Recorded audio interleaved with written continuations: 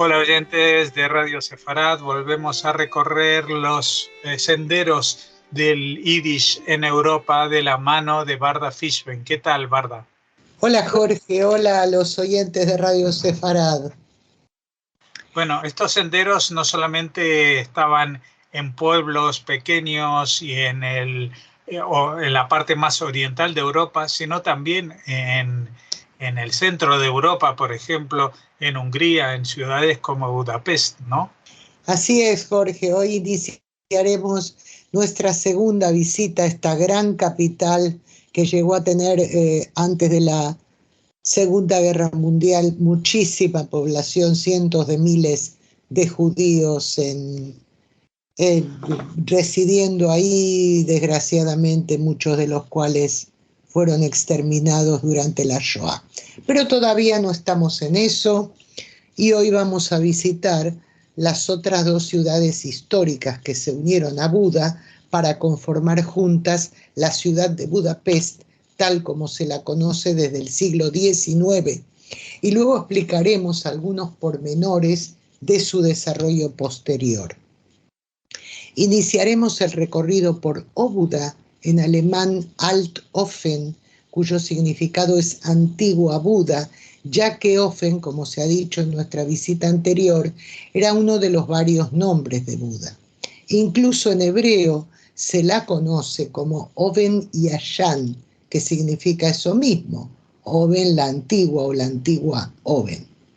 Esta villa, hoy integrada en Budapest, tuvo un desarrollo distinto al de sus ciudades hermanas Buda y Pest. Estas dos últimas pasaron a tener el estatus de ciudad libre real autónoma en el año 1703 y tras ello, en uno u otro momento, limitaron, cuando no directamente prohibieron, la residencia judía en ellas.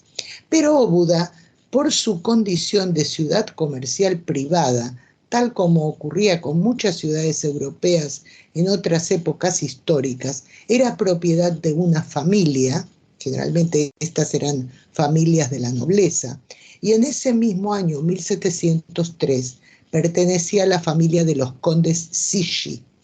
Y como tales propietarios de Óbuda, invitaron y acogieron a los judíos que pidieron residir en su ciudad. Óbuda, además de ser aledaña a Pest y a Buda, estaba junto al puerto sobre el río Danubio y tenía una envidiable situación geográfica por estar situada en el cruce de importantes caminos que conducían a otras zonas de Hungría y a varios países por rutas terrestres, además de por vía fluvial, ya que el Danubio recorre una amplia zona del centro de Europa. A eso hay que sumarle la benevolencia de los ya mencionados condes de Sishi, que otorgaron a los judíos privilegios en el año 1746 y nuevamente en 1765. Tras ellos fue la Cámara Real cuando se hizo cargo de Óbuda al año siguiente de este último privilegio, es decir, en 1766, y que convirtió a la ciudad en un punto de atracción para sus actividades comerciales y también para judíos cuya forma de ganarse la vida era desempeñando profesiones liberales. Estos fueron los factores determinantes para que la Keilah local se convirtiera en la mayor de Hungría sobre el fin del siglo XVIII.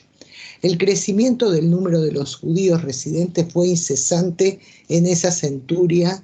Si en el año 1727 vivían unos 115 judíos allí, 40 años más tarde ya eran 455 y para el año 1784 sumaban 1.649 personas.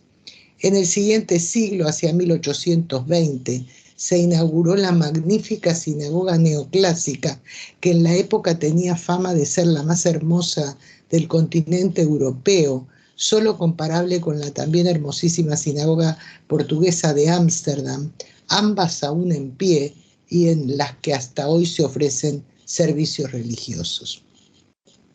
Al tiempo que nacía esta sinagoga ya vivían en Óbuda alrededor de 3.500 judíos, casi la mitad del total de vecinos. los privilegios, la libertad de decidir sus estatutos y otras favorables condiciones propiciadas por el emperador austrohúngaro José II fueron el fértil terreno en el que la Keilah organizó un amplio autogobierno. Por una serie de regulaciones del gobernante antes mencionado, en el año 1787 los judíos pudieron dirigir y desarrollar las instituciones comunitarias, dotándolas de estatutos sin injerencias. Dichas instituciones fueron tan prósperas y respondieron tan eficazmente a las necesidades de la Keilah que sirvieron luego como modelo de otras comunidades judías, tanto dentro como fuera del imperio de los Habsburgos.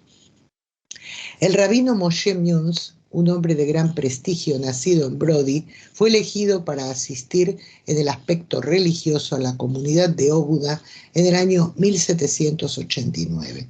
Con Münz al frente, la Keilah pasó a tener una posición muy elevada debido a la carismática personalidad y a la erudición de este rabino.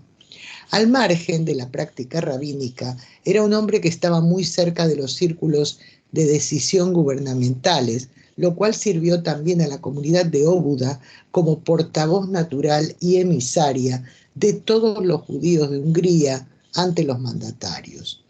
Prueba de ello es la gran cantidad de intercambio epistolar entre la comunidad y las autoridades que sobrevivieron en el tiempo, conservados primero en los archivos de la comunidad y que hoy atesora el Museo Judío de Budapest. Prominentes familias residentes en Óbuda, como los Boscovich, Koppel u Osterreicher, que se dedicaban al comercio mayorista y a la exportación de productos agrícolas hacia países del occidente de Europa, al igual que a la importación de textiles, eran a la vez los directivos de la comunidad, donde decidían sobre los más diversos asuntos. Pero la mayoría de los judíos residentes en esta ciudad se dedicaban a la venta ambulante o eran jornaleros y ejercían oficios artesanos.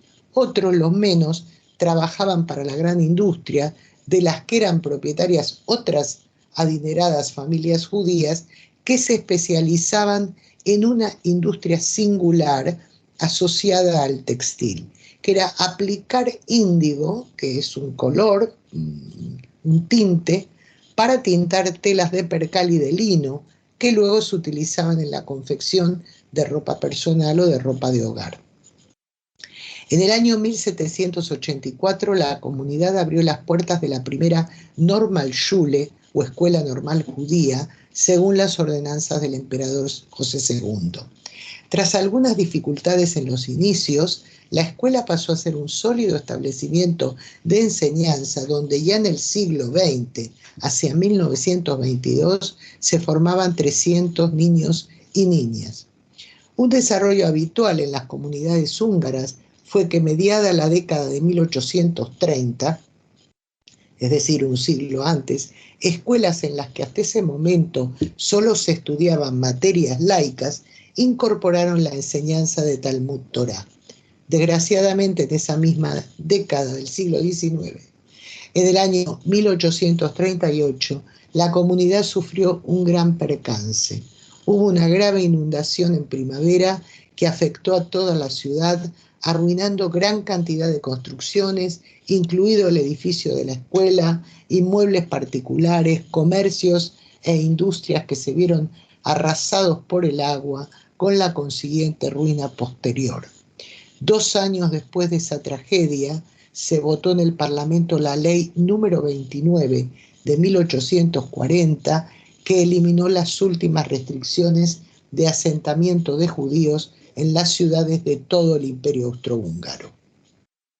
Eso facilitó que las familias más adineradas de Óbuda, que ya tenían idea de emigrar, decidieran trasladarse a Pest, y por consiguiente supuso que los miembros de la comunidad judía disminuyeran en gran medida en comparación con el crecimiento de esta última ciudad.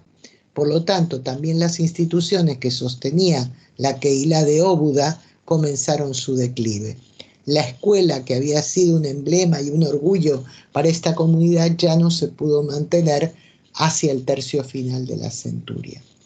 Y así llegamos a la tercera villa componiente de Budapest, que en el año 1784 el emperador José II ordenó realizar un censo por el que se registró una población total de 24.000 vecinos de Buda, que recordemos se había fijado como la ciudad de residencia de los reyes. Por su parte, el censo en Pest arrojó el dato poblacional de 20.700 habitantes. Pero en los decenios siguientes fue Pest quien experimentó un gran crecimiento con el auge correspondiente, un poco por la emigración que hemos comentado desde Óbuda y comparada con sus dos homólogas, Buda y Óbuda, y se convirtió en el alma política, comercial y cultural de Hungría. En el año 1872 se decidió por ley la unificación de las tres ciudades, que se hizo efectiva al año siguiente, y los números resultan reveladores.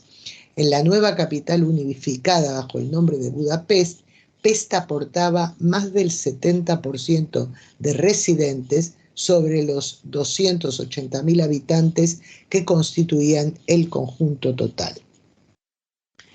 Hacia 1800, Budapest era la octava ciudad de Europa en términos de desarrollo y crecimiento. En las primeras décadas, hasta mediados del siglo XIX, fue la Keilah más importante de las comunidades judías húngaras. Y aunque antes del año 1783, cuando se unificaron las ciudades que conformarían la nueva capital, los judíos no podían residir legalmente en Pest, menos de un siglo más tarde, en 1850, un censo oficial recogió el dato de 12.642 judíos residentes, aunque otras fuentes acrecientan la cifra hasta los 15.700 vecinos judíos en la ciudad.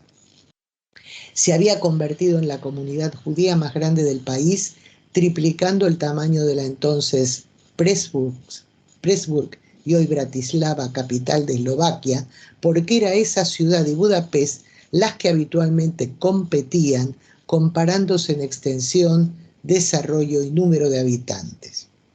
La relevancia que adquirió la judeidad de Budapest entre las comunidades judías a nivel internacional a partir de mediados del siglo XIX fue un fenómeno que no pasó desapercibido en la historia de las Keilot europeas.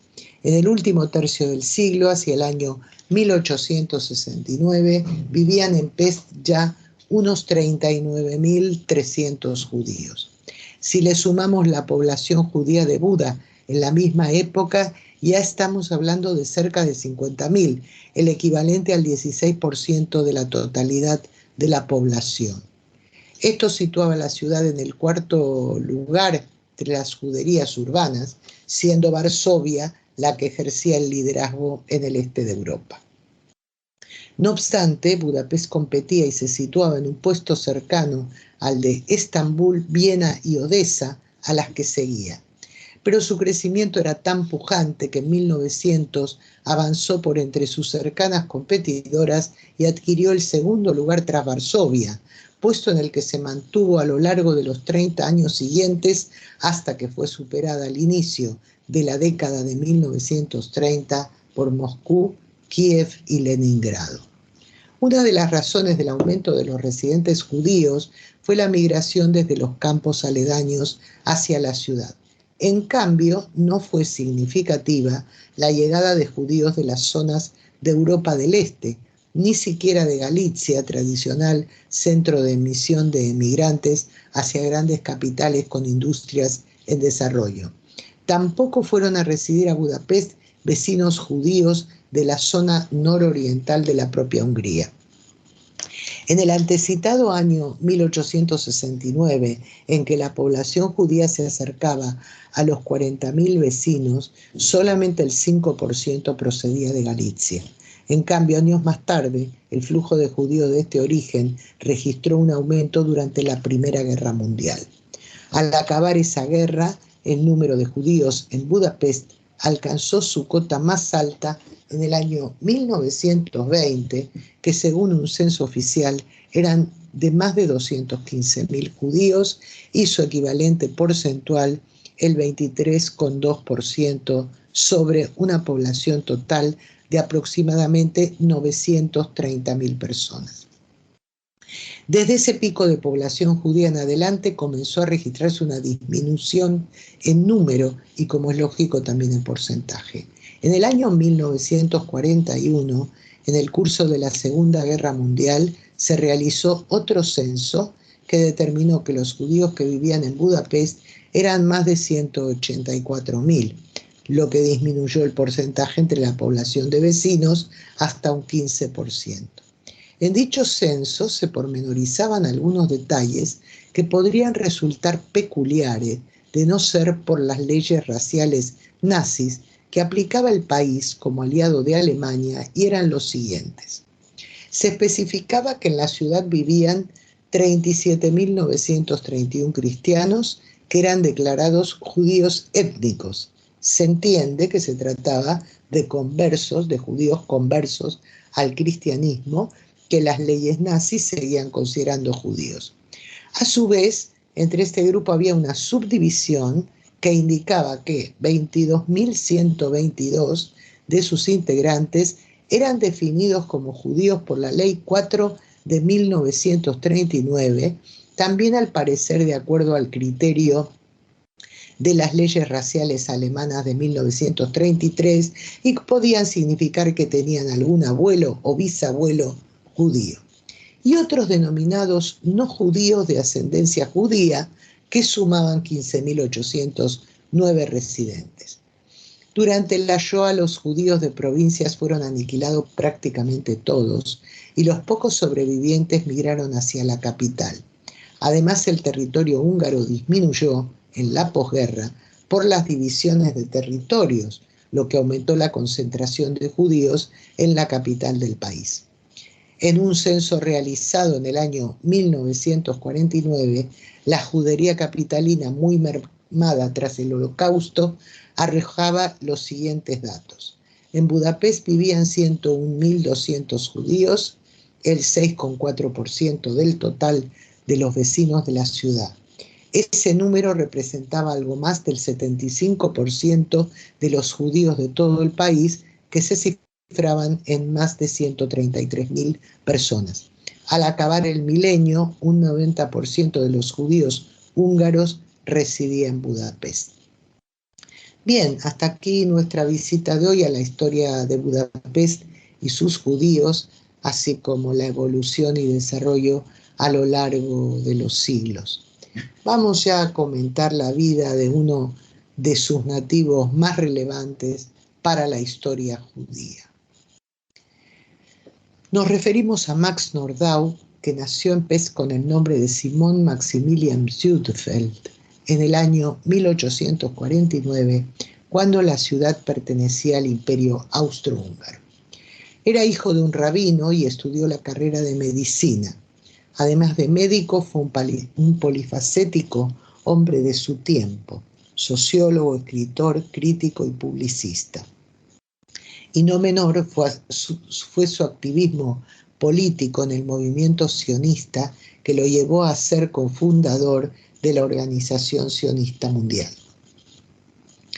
Tenía solamente 14 años cuando comenzó a escribir para publicaciones de Budapest, a lo que siguieron muchas otras colaboraciones en importantes medios periodísticos europeos y americanos. A partir del año 1880, cuando se trasladó a París, comenzó un ingente trabajo literario en el que se incluyen estudios sociológicos, ensayos, críticas, obras filosóficas y sociológicas, obras de narrativa entre novelas, comedias y hasta fábulas y relatos infantiles, entre estos últimos un bellísimo libro de cuentos para su hija. En su juventud se alejó mucho del judaísmo y era partidario de la asimilación, pero recorrió un camino semejante al de Theodor Herzl, por el que fue influenciado, desechando esas primeras ideas para volcarse en la defensa del sionismo. Junto a Herzl fundó la Organización Sionista Mundial, precisamente, y actuó como presidente y vicepresidente en diversos congresos sionistas. Era defensor acérrimo del llamado Plan Uganda, una iniciativa destinada a crear una patria judía en ese país. Nordau fue un portavoz importante del sionismo, pero tras la muerte de Herzl, con el auge de las ideas de sionismo práctico de Weizmann, a diferencia del sionismo político de los fundadores, se apartó de la primera línea. Aunque durante gran parte de su vida residió en Francia, durante la Primera Guerra Mundial vivió en España. Al ser ciudadano austríaco debió refugiarse en ese país, pasando un largo periodo de más de 5 años de soledad lejos de su familia. En la ciudad de Barcelona escribió y publicó la obra Historia de la pintura española. Acabada la guerra en 1920, residió brevemente en Londres y luego regresó a París. Dejó escritos unos 25 libros de los más diversos géneros, algunos de los cuales están traducidos al castellano. Entre sus escritos políticos volcó sus ideas sobre el sionismo y escribió también otros sobre el mundo y la política general del tiempo en que le tocó vivir. Su notoriedad se debe sobre todo a 3 de sus obras, cuyos títulos traducidos son Las mentiras convencionales de nuestra civilización, publicada en 1883, Paradojas del año 1885 y Degeneración, obra aparecida en el año 1893. En los 2 primeros ataca con vehemencia y lenguaje muy elocuente las prácticas y usos de las instituciones de su época con un estilo de crítica radical. En el libro Degeneración, Nordau hace una crítica de las corrientes literarias, artísticas y culturales de finales del siglo XIX, a las que consideraba en plena decadencia o degeneradas, como su título indica. La obra de Max Nordau despertó gran interés en su tiempo. Falleció en el año 1923 en París, donde vivía. Y bien, Jorge, hasta aquí nuestra segunda visita a la ahora unificada capital, Budapest. Pues con estas palabras nos despedimos para esta entrega, pero como ya saben, volveremos a estar en contacto.